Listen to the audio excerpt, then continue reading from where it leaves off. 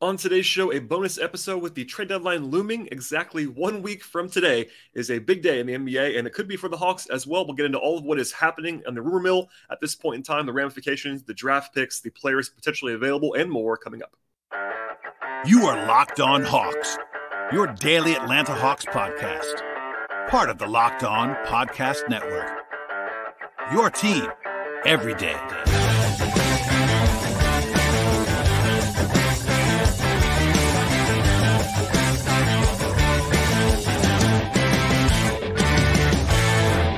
Hello, friends. Welcome to episode 1403 of the Locked On Hawks podcast. I am your host, Brad Rowland, coming to you on a Thursday afternoon. And today's episode is brought to you by PrizePicks. Users can receive 100% instant deposit match up to $100 with promo code Locked On if you're a first-time user with PrizePicks. That is PrizePicks.com, promo code Locked On. And today's show is going to be sort of a bonus episode with myself talking about the trade deadline. We are 1 week away. Right now, as I record this on Thursday, midday, it is February 2nd, and the deadline is a week from now, 3 p.m. Eastern on Thursday, February the 9th. And also, the Hawks have a home game that night, so that's always interesting to sort of monitor that dynamic and play. If the Hawks make a deal, they have to turn around and play that night. Everybody's, media is going to be on the scene, etc. So in between now and then, they, of course, have 3 more road games. And if you missed it, I did my customary game breakdown episode of what became a pretty awesome win for the Hawks on Wednesday evening into Thursday.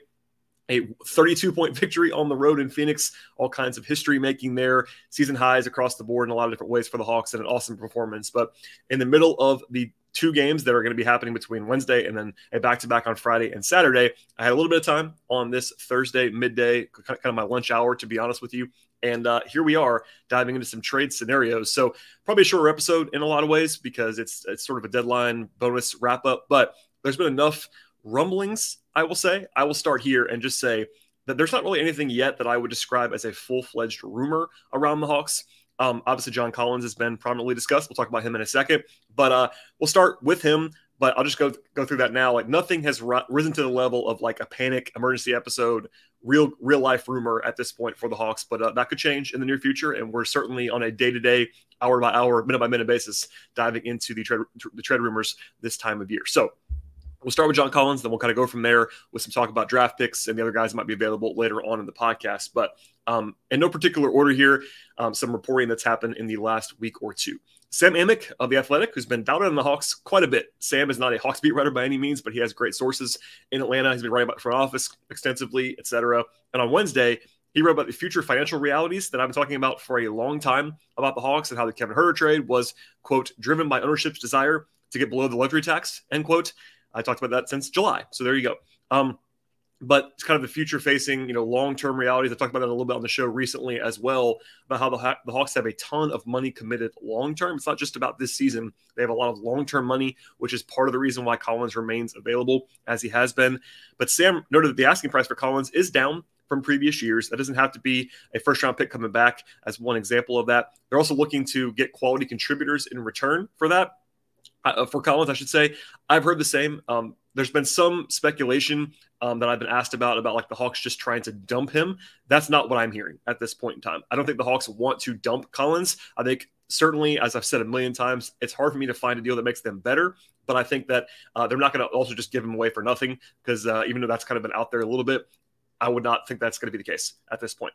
Also, though, this is an interesting note from Sam that I'm going to break down more in a second, but it says, the Hawks are more focused on salvaging the current season rather than recouping assets that were sent out to San Antonio in the DeJounte Murray trade, end quote. Now, I don't love that approach. It's also what I've heard, to be honest. So the reporting, I'm not questioning at all. This is not an owner, though, that tends to be long-term focused. Tony Ressler is certainly earned a reputation for being short-term, maybe a little bit reactionary, impulsive. All those words have been thrown out about Tony in recent days, and even go back to his tenure, 5-6 years ago. This is a 500 team right now, though, by any metric. After the podcast on Wednesday, I shared this as well. But literally, the Hawks could not be more average right now. They are 26-26 as I record this podcast. They have a dead even point differential for the season. It's literally 0.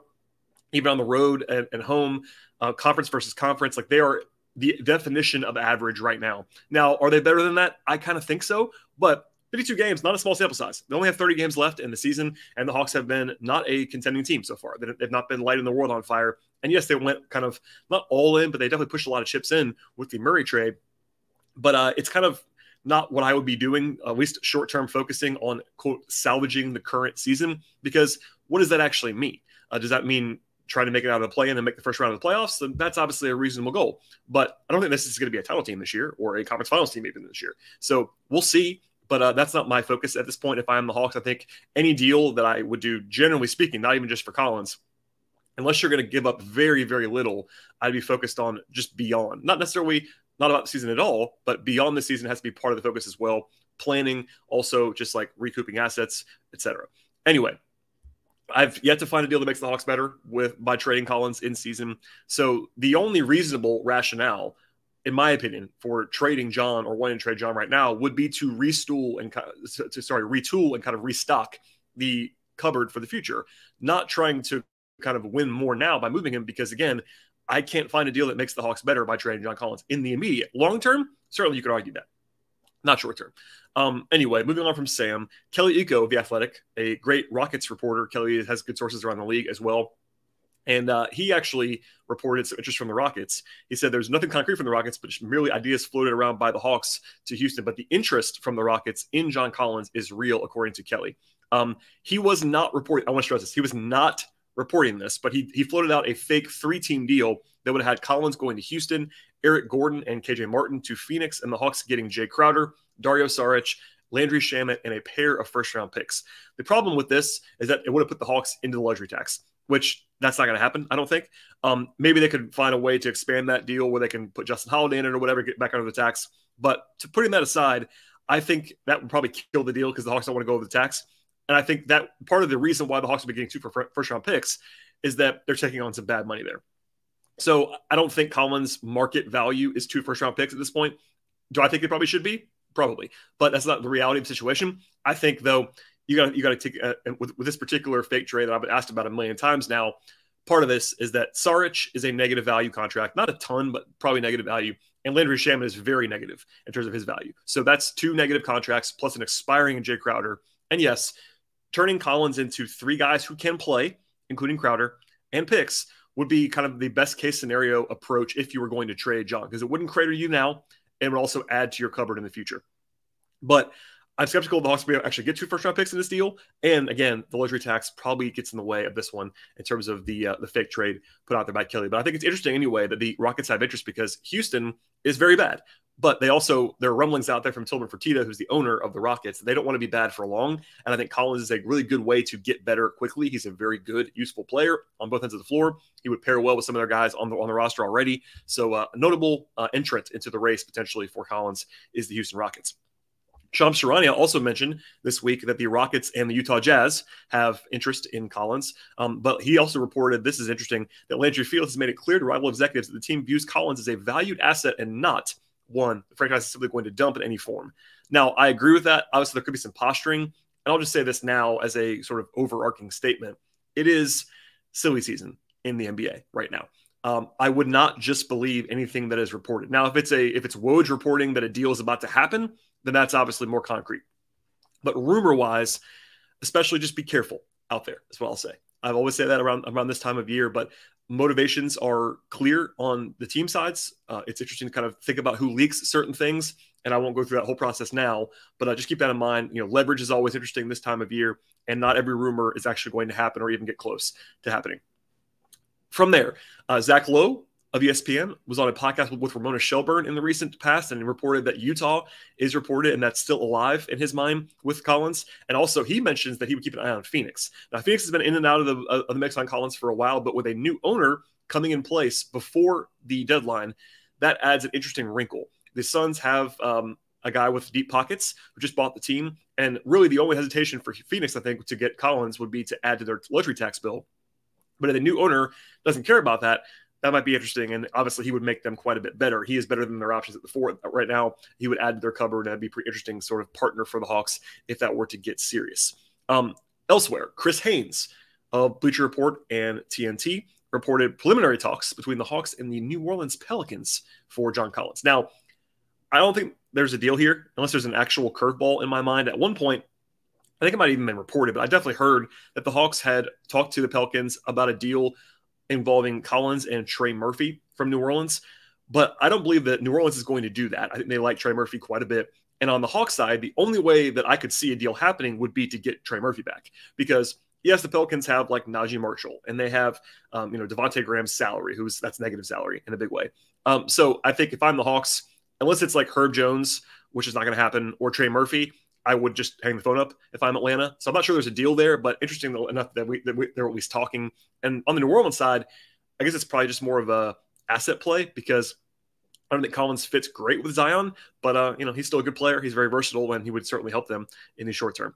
My friend Jake Fisher had some reporting this week, or at least in the last week or so, about Collins. He reinforced the Pelicans as a potential suitor that has, quote, registered their interest on Collins at this point, but did say that there has, quote, yet to be significant traction between the Hawks and the Pelicans. No surprise there. He mentioned Jackson Hayes. Jackson Hayes is a guy who has some interesting appeal, but not really for the Hawks. Like, I think he's more of a 5 than a 4, and he's kind of a non-shooter. Having a Kongwu on the roster, having Capella on the roster, I wouldn't love having Jackson Hayes. Najee Marshall is interesting, but more as a throw-in. Devontae Graham is a bad contract at this point in time. So, I think if you're the Pelicans and you can get the Hawks to take Jackson Hayes, Najee Marshall, and Devontae Graham for John Collins, you definitely want to do that. If you're the Hawks, I would implode on the air if the Hawks did that deal, I think, at this point in time. So, again, I don't really see a 2-team deal. Again, 2-team deals are easier, but there could be a three-team construction. But unless Trey Murphy's on the table, I wouldn't necessarily see that for the Hawks. Before I get to the last thing that Jake reported that is pretty noteworthy in my mind, I'm not reporting anything here, but there are 2 teams that people have thrown out to me around the league as, again, potential. This is not even a rumor. This is just speculation. Teams that might make sense for Collins from a basketball standpoint. One is the Pacers, and that's actually been out there a little bit in the reporting in maybe like previous weeks and months. They just extended Miles Turner, and I think that I've said before, I'll say it again now, Collins and Turner make a ton of sense together. So if you're Indiana, you might want to go out and make a big offer for Collins. On the same page, the Hawks don't really have anything interested, at least in my mind, anybody on Indiana's roster. I mean, maybe a deal around like Chris Duarte and TJ McConnell might make some sense to get 2 pieces back for Collins, but I don't know if that's going to happen. Anyway, that's just a more theoretical partnership. I think Collins and Tyrese Halliburton will be an awesome fit together. And the other one is total speculation, but it's the Oklahoma City Thunder. I know Sam Vecini, my friend over at The Athletic, wrote about this a little bit, just as a hypothetical as well.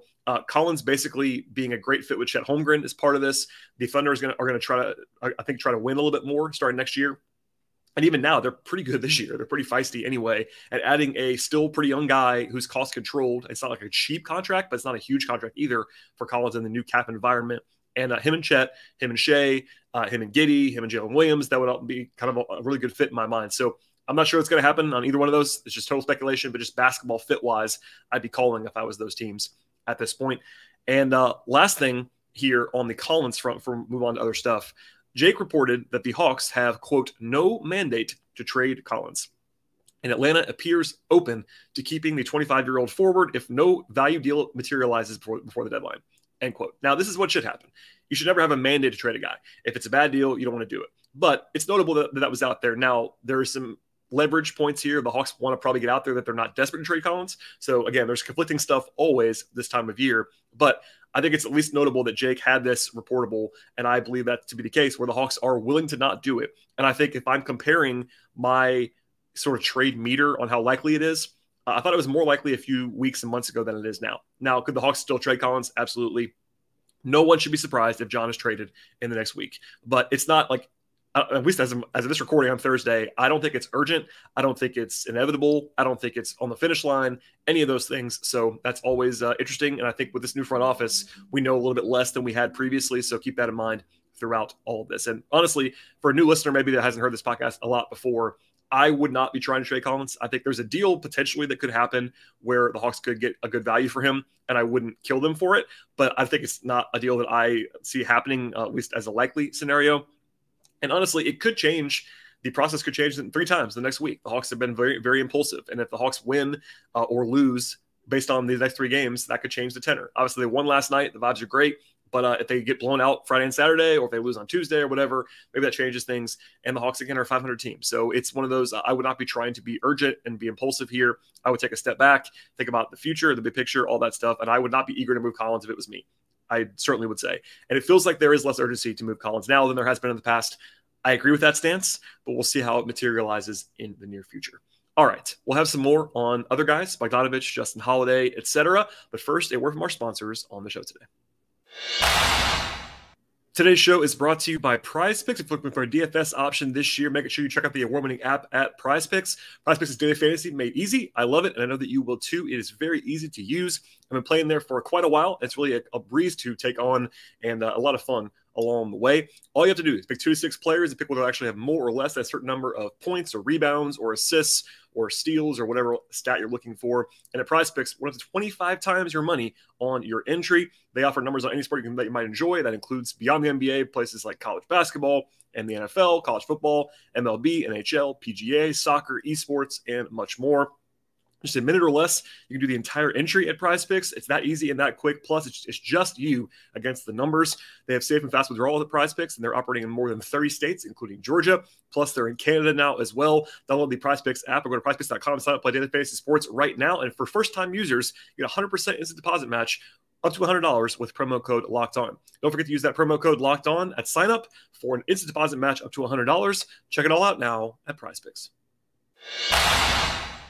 Super Bowl is almost here, and this year, the only app you need at the party is FanDuel, America's #1 sportsbook. We're very excited about FanDuel as a new sports betting partner for the Locked On Podcast Network. If you're new to the party with FanDuel, that's even better. They have a ton of great features and that make sports betting very easy and very fun as well. Download FanDuel now so you bet on Super Bowl 57 with a no-sweat first bet. With FanDuel, get up to $3,000 back in bonus bets if your first bet doesn't win on FanDuel. They have all kinds of betting options, of course. That includes money lines and point spreads and totals, player props, who's going to score the first touchdown, etc. It's going to be an awesome Super Bowl as well. Patrick Mahomes, Jalen Hurts, the 2 best teams in the NFL, identical records, kind of a coin flip game in a lot of ways. So definitely a lot of attention paid to Glendale in the next week and a half until the game actually transpires. And the FanDuel Sportsbook app is also safe, secure, and easy to use. And best of all, you get your winnings paid instantly at FanDuel. Join FanDuel today at FanDuel.com/lockedon to claim your no-sweat first bet on the Super Bowl this year. That is FanDuel.com/lockedon. Make every moment more with FanDuel, official sportsbook partner of the NFL.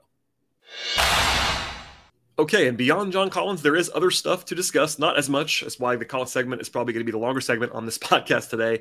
But again, my friend Sam Amick of The Athletic reported some interest in Bogdan Bogdanovic. In fact, he wrote there is no shortage of interest in Bogdanovic around the league. He mentioned like almost half the teams in the league have called on Bogdanovic. Capella, by the way, in that same piece was noted to be unlikely to be traded. I would echo that. They still value him a lot. So does Trey, and Clint is fantastic.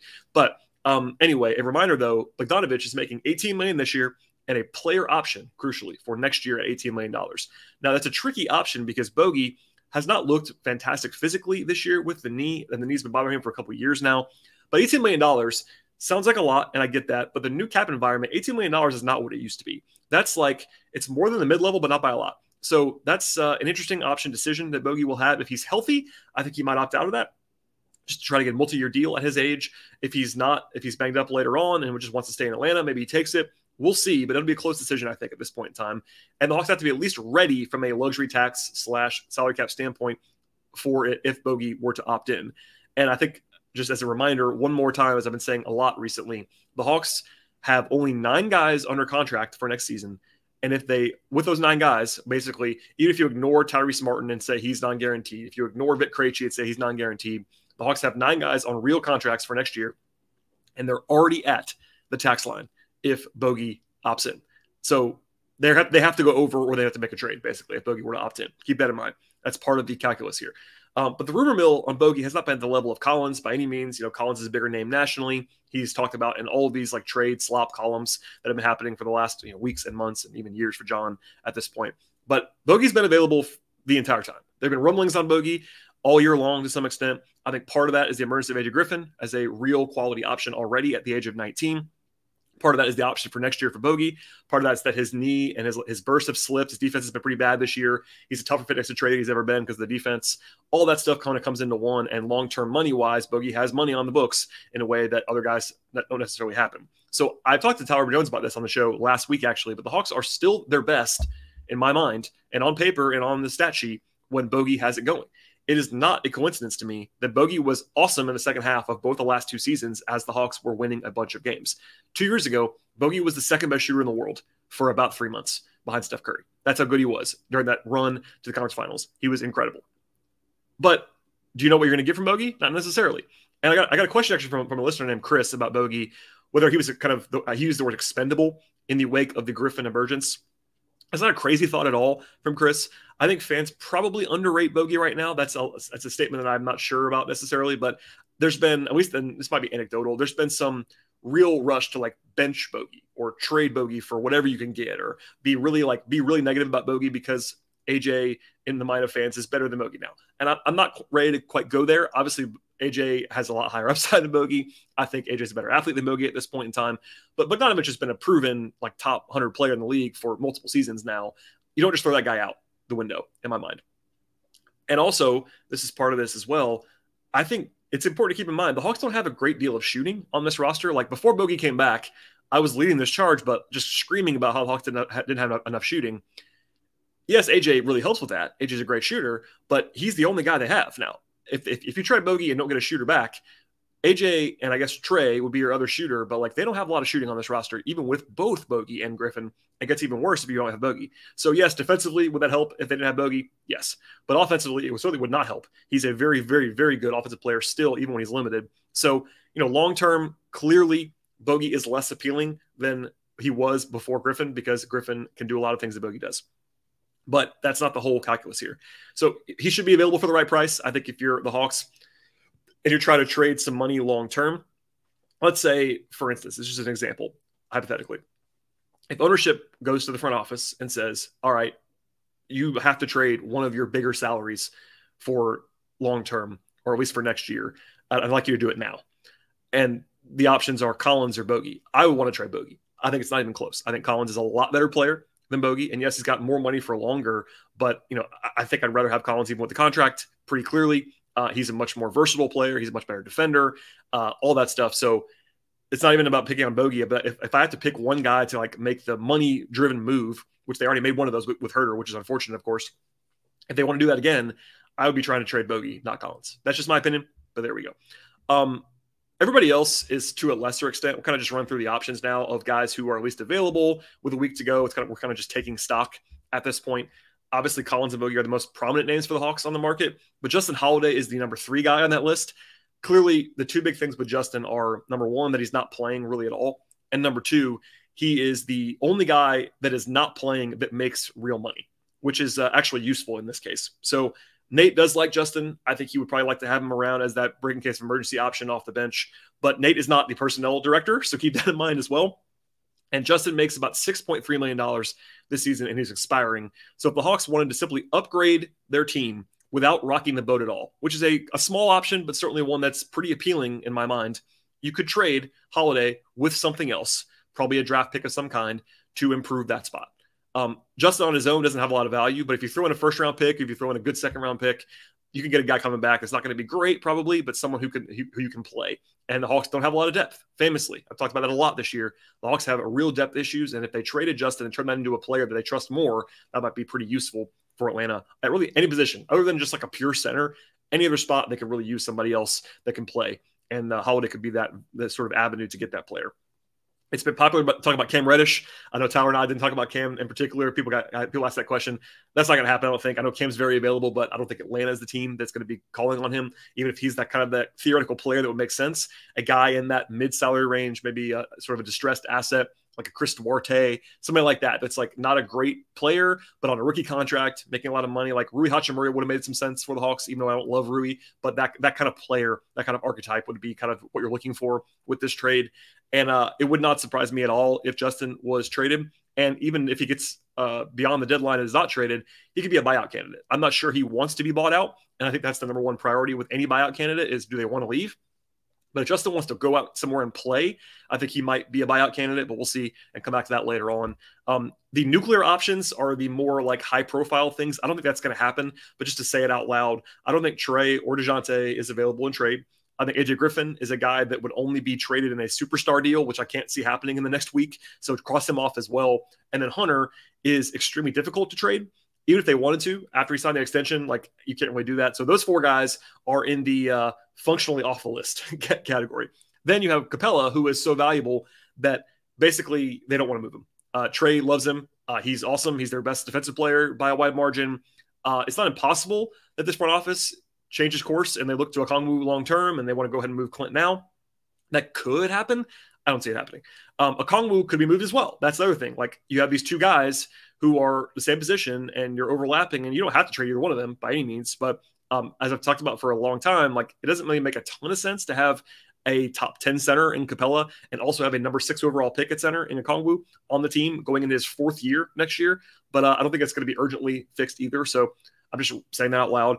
Jalen Johnson is a guy who doesn't make a lot of money, who could be like the equivalent of a first-round pick if the Hawks want to kind of sweeten the deal, but I don't think they want to trade him. I think he's shown a lot of stuff this year. He'd be more of a glorified throw-in. Like, he's obviously worth more than that, but I think he would not be like the centerpiece of a trade. He would be like, Justin Holiday and Jalen Johnson for a player would be kind of the construction there probably if that were to happen, or he gets thrown in a Collins deal for money or whatever. But we'll see. I think that's not going to happen either if I had to guess. And the rest of the roster is just guys on minimum contracts. They could throw in Kaminsky or Vic Krejci to make the money work in a trade, but that's kind of the only way those guys have any value. The only guy on a minimum the Hawks have that I think is probably worth more than the minimum is Aaron Holiday, but even then, he's not going to have like huge trade value. He's just a guy that actually is pretty useful for the Hawks as their 10th man who's playable in most matchups, etc. So anyway, as far as the roster is concerned, somebody asked me this question, like, would you be surprised if anyone was traded outside of Collins, Bogey, and Justin? I think my answer is probably yes, unless it was like a throw-in to make the money work.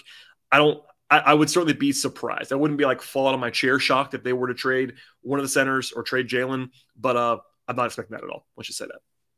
Last thing, question from LL, who asks, what picks can the Hawks trade if they want to add someone at the deadline? I read that they are a little bit held up because of the Murray trade. So yes, that's partly true. As far as first round picks are concerned, to answer the question, the Hawks can trade their own pick either this year, they have their own pick, or 2029. That pick is also available if they want to trade it. Or they could do swaps in the first round in 2024 or 2028, or they could trade the first round pick from the Kings, which is the Herter deal pick that's protected. That pick is free to be traded by the Hawks if they want to trade it. Atlanta could not trade their outright picks in 2024 or 2028 because of the Stepien rule, which is a long explanation, but they can't trade either one of those picks.